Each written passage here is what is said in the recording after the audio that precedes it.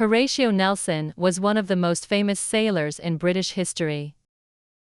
He was born in England in 1758, in a small village called Burnham Thorpe. Nelson came from a family of sailors, and from a young age, he showed a strong interest in the sea. He was very ambitious, and by the age of 12, he joined the British Navy. At such a young age, he began his life on the ships, working as a midshipman. This was the beginning of a long and exciting career at sea. Nelson's passion for sailing grew stronger, and he spent his early years learning everything about life on the water. He was known for his dedication and hard work. He was eager to gain experience and learn the skills that would help him become a great sailor. When Nelson joined the Navy, he was just one of many young men eager to make a name for themselves.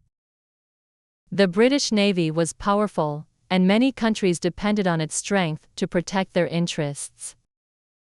Nelson served on different ships and traveled to many parts of the world. He sailed to places like the West Indies, the Mediterranean, and the Baltic Sea. With each voyage, Nelson learned more about how to command a ship and how to fight in battle.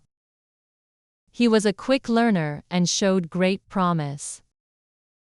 However, Nelson's career was not always easy. There were many challenges, and he faced danger often. In one of his early battles, he was wounded. He was shot in the arm, and the injury was so serious that doctors had to remove the arm. This did not stop Nelson. He was determined to continue serving in the Navy, and his courage impressed many. Nelson's skill and bravery made him rise quickly through the ranks. He was promoted to captain at a young age, and he began to lead his own ship. Nelson's leadership style was different from other commanders. He was known for his boldness and willingness to take risks. He didn't always follow traditional tactics. Instead, he often came up with new, unexpected plans that allowed him to outsmart the enemy. This made him a highly respected leader in the British Navy.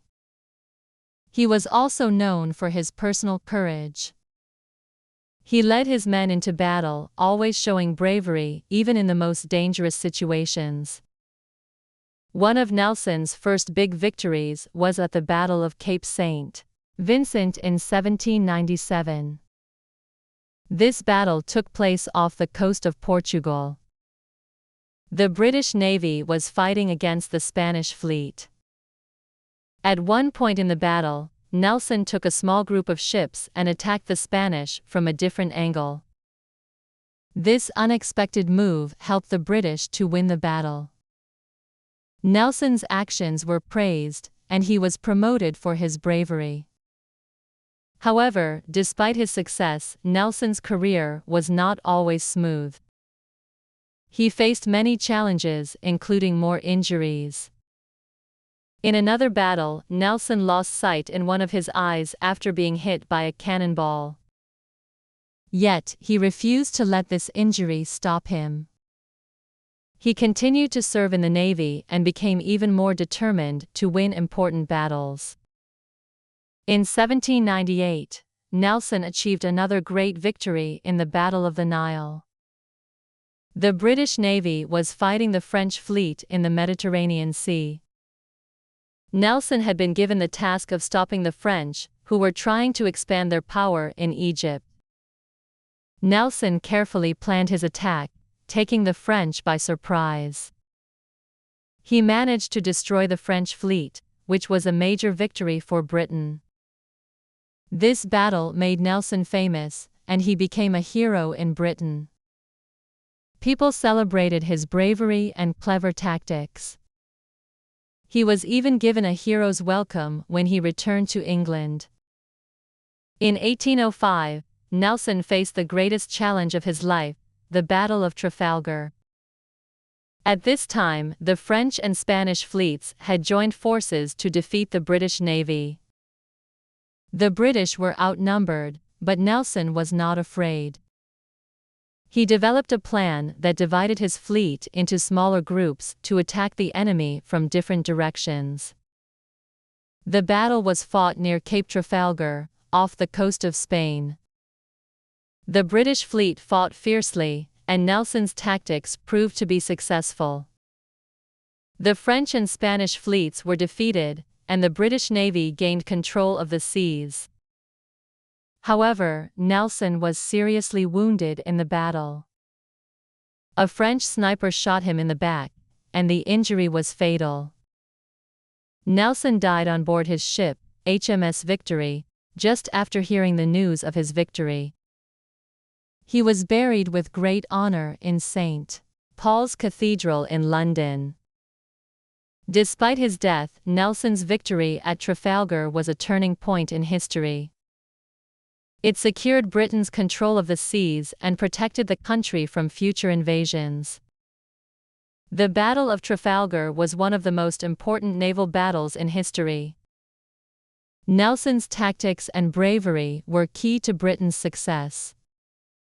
Even though Nelson lost his life in the battle, his leadership and vision helped to shape the future of the British Navy.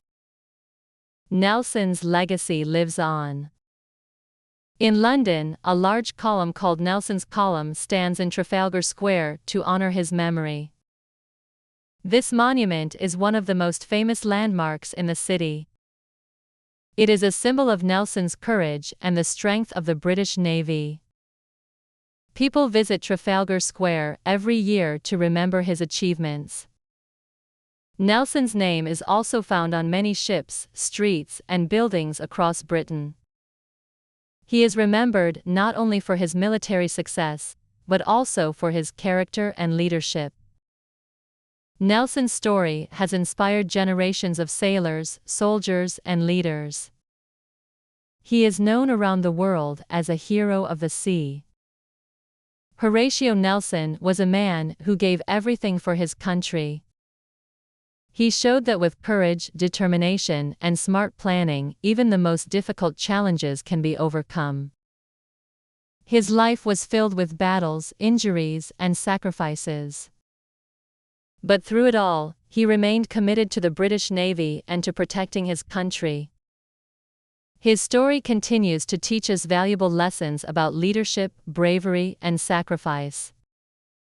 Nelson's achievements will never be forgotten, and his name will always be remembered as one of the greatest heroes of history. Even today, his legacy inspires people to be brave, to take risks, and to fight for what is right. Horatio Nelson will forever be a symbol of courage and heroism.